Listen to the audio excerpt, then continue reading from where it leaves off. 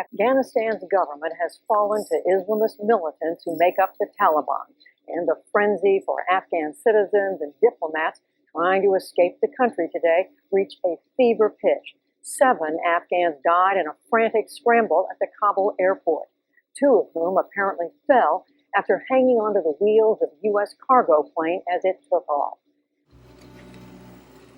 The United States will begin our final withdrawal on May 1 of this year.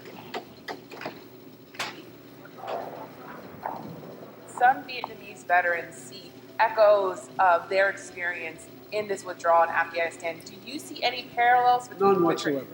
Zero. And they're not remotely comparable. They were running in panic, not because the NBA were so hard on their heels, but because of the threat that the NBA were coming. Few images capture the U.S.'s frantic withdrawal from Afghanistan quite like this. Desperate and terrified Afghans trying to stop a U.S. military plane from leaving. The city was suddenly choked with people, lorries and cars, all chasing one American evacuation convoy after the other.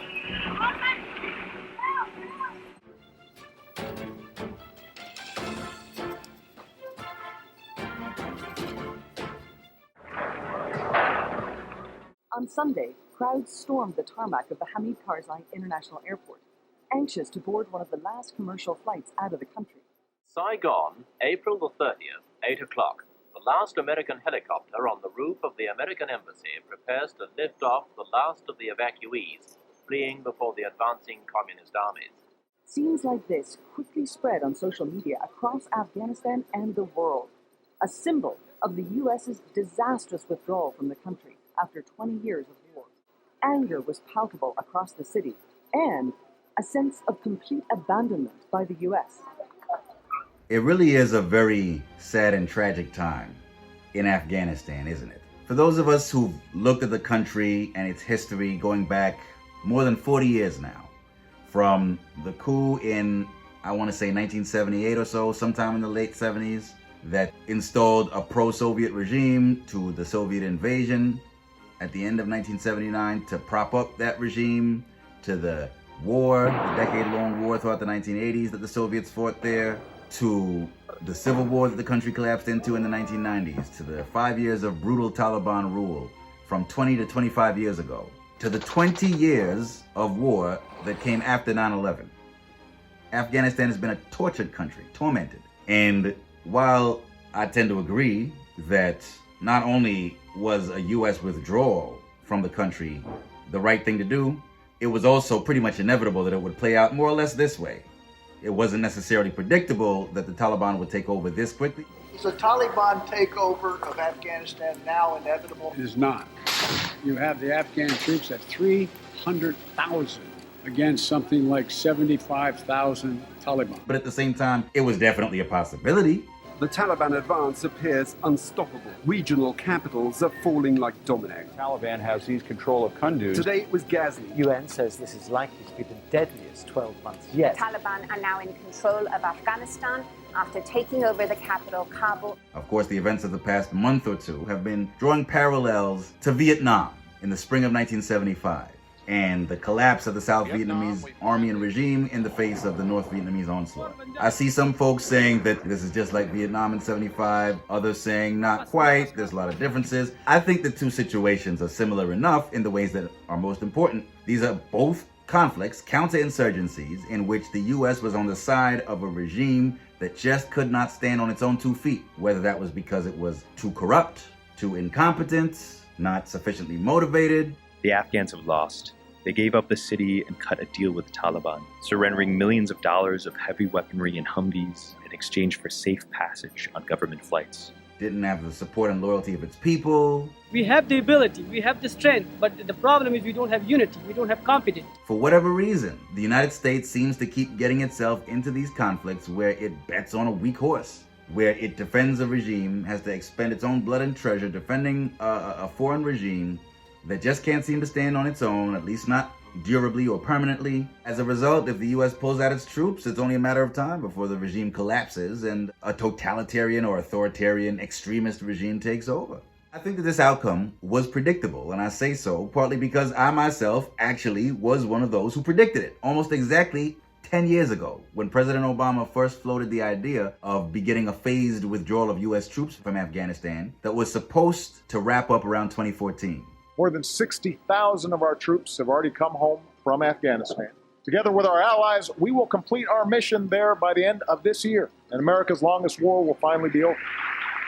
Events in the country prevented that from happening. President Ghani has requested some flexibility on our drawdown timelines, decided that we will maintain our current posture of 9,800 troops through the end of this year. I'm announcing an additional adjustment to our posture. Instead of going down to 5,500 troops by the end of this year, the United States will maintain approximately 8,400 troops in Afghanistan into next year through the end of my administration.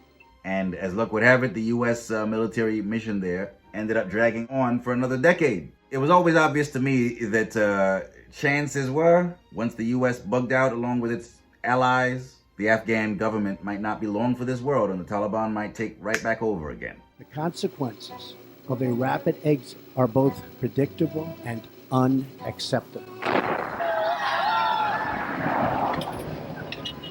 At the same time, the U.S. couldn't simply keep its troops in Afghanistan fighting an active shooting war in perpetuity. Now, I've seen some folks like the Washington Post's Max Boot now arguing that, well, you know, keeping a relatively modest U.S. military presence in Afghanistan for years or even decades hence wouldn't have been such a bad idea in order to keep the Taliban out of power.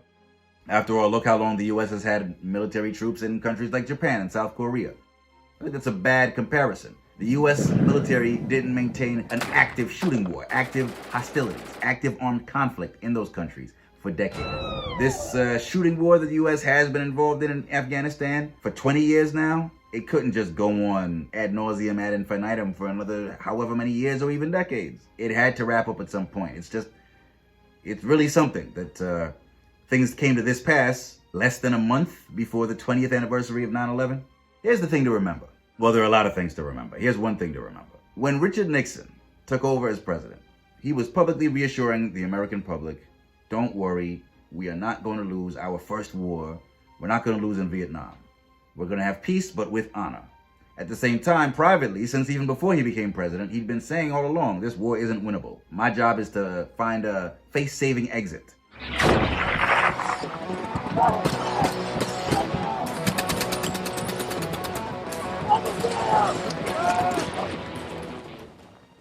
Privately, Nixon knew that military victory was impossible, that things would have to be settled at the bargaining table in Paris. He had to find a way to extricate Americans from Vietnam without seeming to surrender. And that was the idea behind his whole policy of Vietnamization, whereby the U.S. would step up its military training of the South Vietnamese army so that hopefully it would be able to stand on its own 2 feet. President Thieu informed me that the progress of the training program and the equipping program for South Vietnamese forces had been so successful that he could now recommend that the United States begin to replace U.S. combat forces with Vietnamese forces.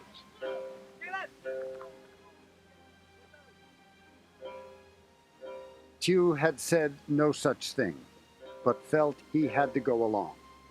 There is nothing I can do, he told a friend, just as we could do nothing about it when Eisenhower, Kennedy, and Johnson decided to come in.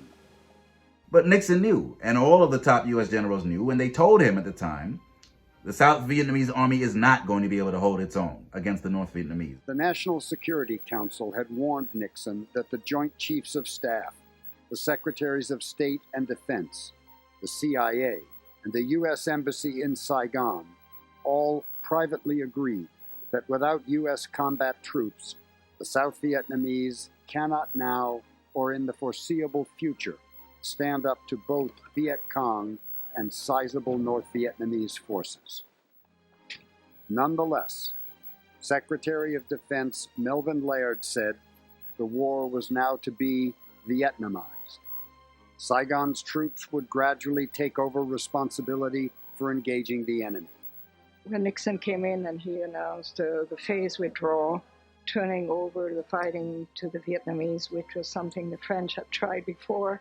They call it jeunissement, yellowizing the war. We knew that the Vietnamese army was not up to fighting this war. If they couldn't do it with the Americans, how were they going to do it without the Americans? Now, Vietnamization was a lie, but it had an element of truth in it. We were leaving, okay? And that sealed the South's fate. I knew it.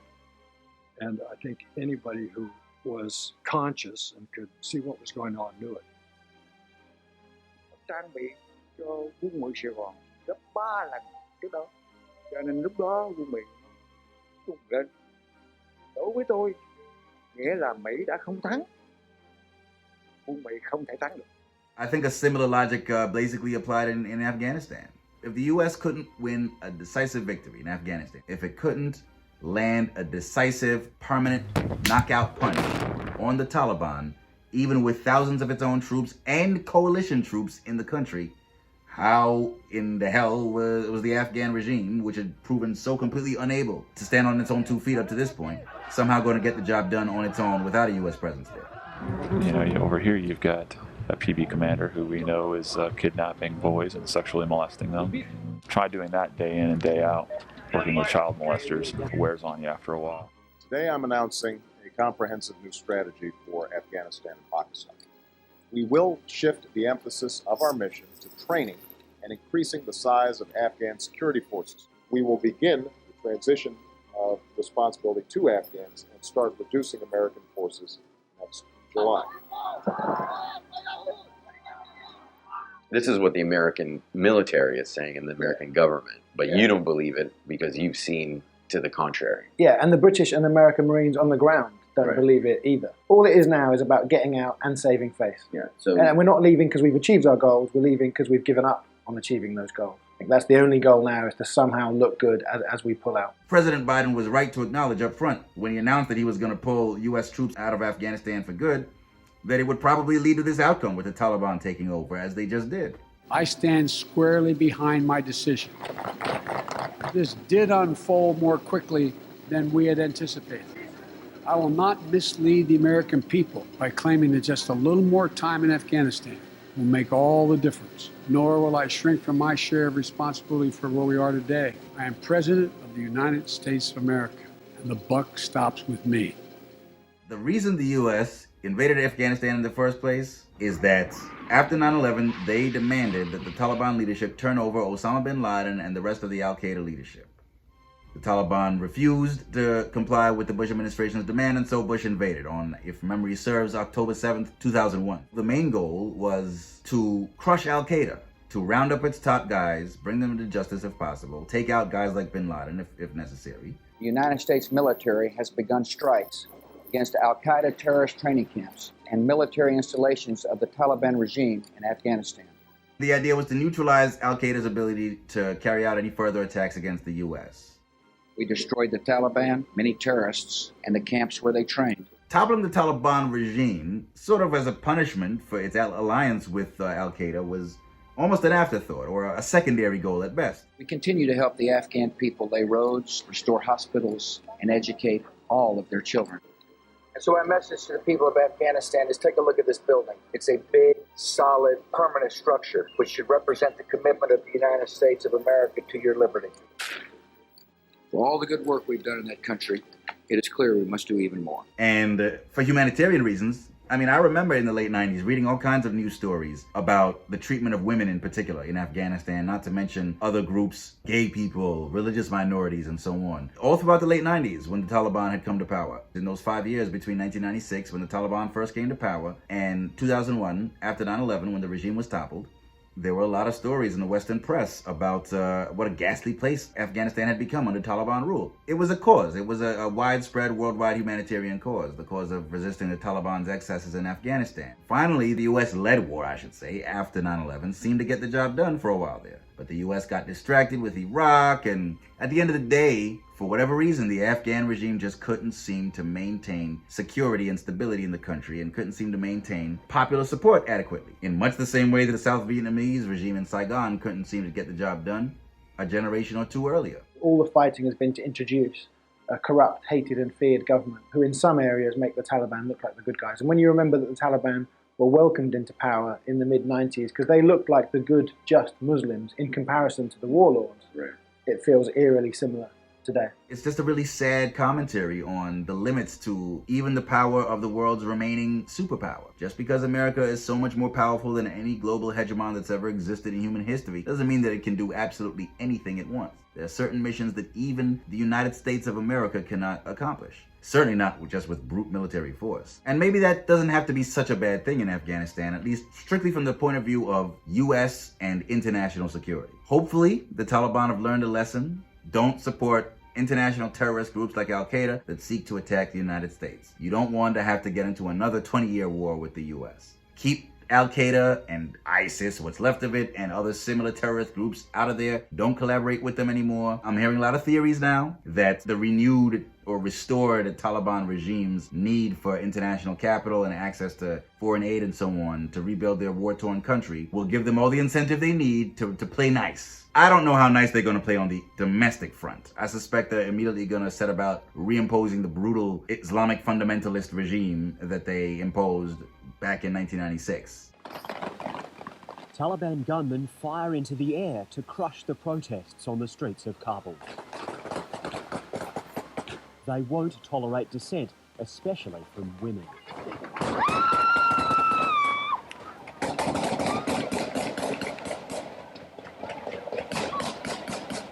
But when it comes to their role on the world stage, hopefully this time they'll behave themselves.